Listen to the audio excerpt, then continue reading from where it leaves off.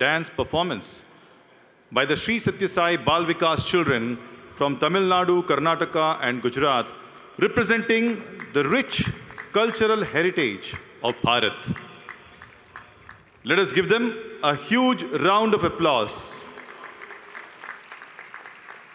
After the cultural offerings will now be addressed by our honorable dignitaries on this grand occasion of Bhagwan Baba's centenary celebrations at Puttaparthi.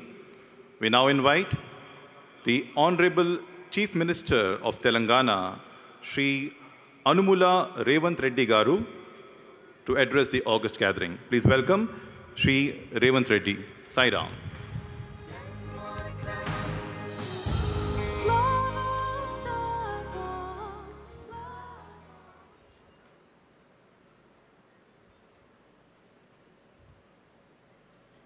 ఈ పవిత్ర నేల మీద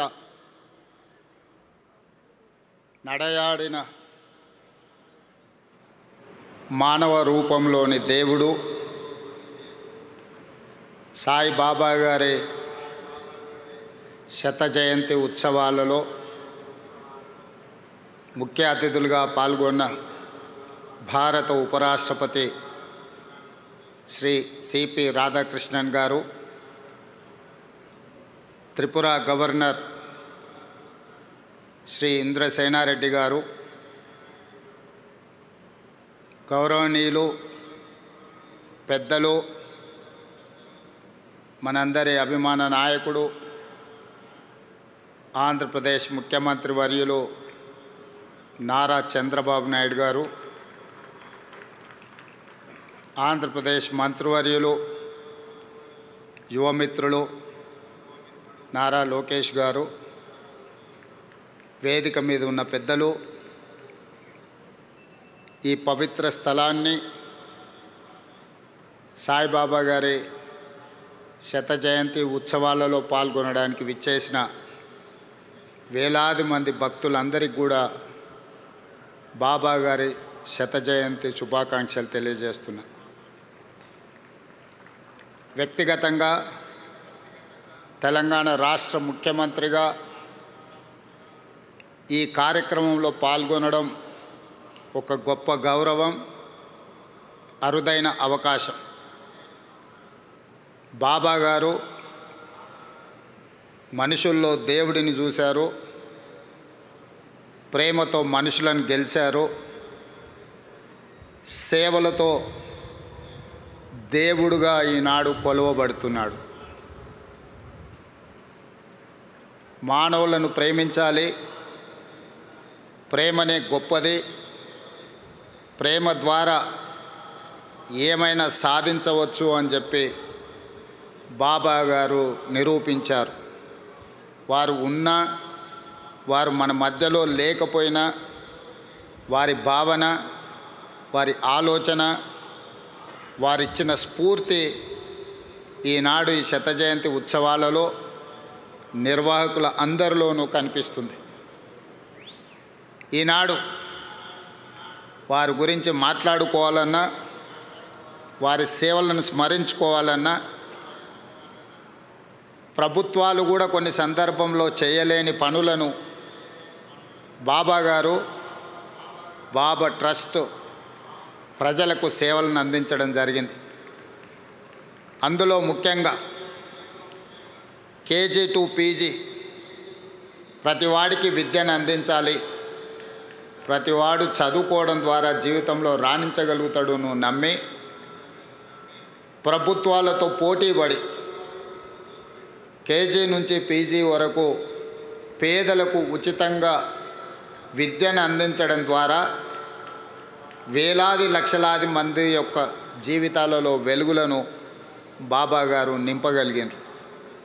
అదేవిధంగా వైద్యం, ప్రభుత్వాలు అందించిన పేదలకు వైద్యం సరిపోనప్పుడు బాబా గారు చివరి దశలో ఉన్న వాళ్ళను, మరణం తప్ప మాకు ప్రత్యామ్నాయం లేదు అనుకున్న వాళ్ళను లక్షలాది మందిని బ్రతికించడం ద్వారా ప్రాణమిచ్చే దేవుడితో సమానంగా వాళ్ళని బ్రతికించి ప్రజలలో దేవుడుగా ఈనాడు కొలవబడుతున్నాడు బాబా. అదేవిధంగా ముఖ్యంగా పాలమూరు లాంటి వలస జిల్లాలు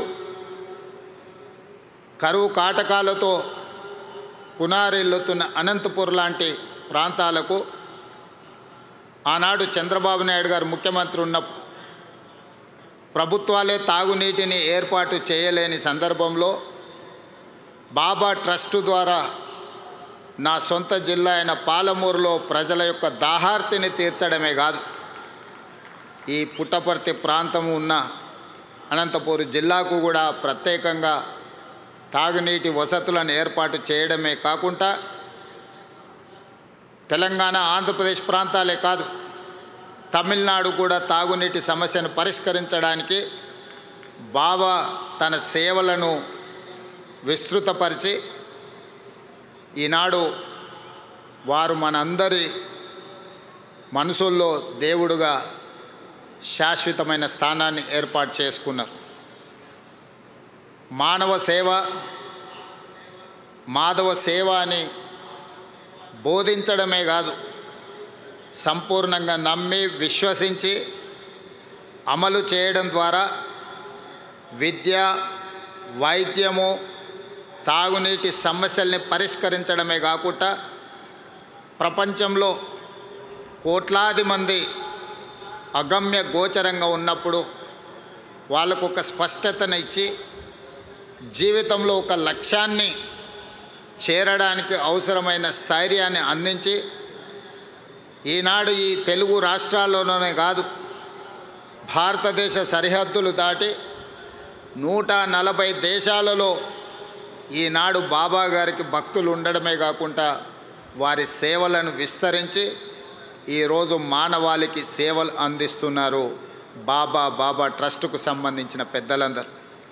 అందుకే ఈనాడు శత జయంతి ఉత్సవాలలో ఎవరు పిలవకున్నా స్వయంగా ఇక్కడికి రావాలి, ఉత్సవాలలో పాల్గొనాలి, ఇది జన్మకు ఒక అవకాశం అని భావించి వేలాదిగా భక్తులు ఇక్కడికి రావడమే కాకుండా ఒక మారుమూల ప్రాంతం ఆంధ్రప్రదేశ్లో అనంతపూర్ పుట్టపర్తి అనేది, ఇక్కడికి ప్రధానమంత్రి నుంచి రాష్ట్రపతి వరకు, కేంద్ర మంత్రుల నుంచి వివిధ రాష్ట్రాల ముఖ్యమంత్రుల వరకు, ప్రపంచంలోనే 40-50 దేశాలకు సంబంధించిన ప్రముఖులందరూ కూడా పుట్టపర్తి పట్టణానికి రావడము ఈ భూమికి, ఈ నేలకు ఉన్న పవిత్రతను, ఇక్కడ బాబా గారు నివసించడం వల్ల వచ్చిన ప్రత్యేకతను ఈనాడు మనం గుర్తు చేసుకోవాల్సిన అవసరం ఉన్నది. తప్పకుండా బాబా సేవలను మరింత విస్తృతంగా ముందుకు తీసుకెళ్ళాలి.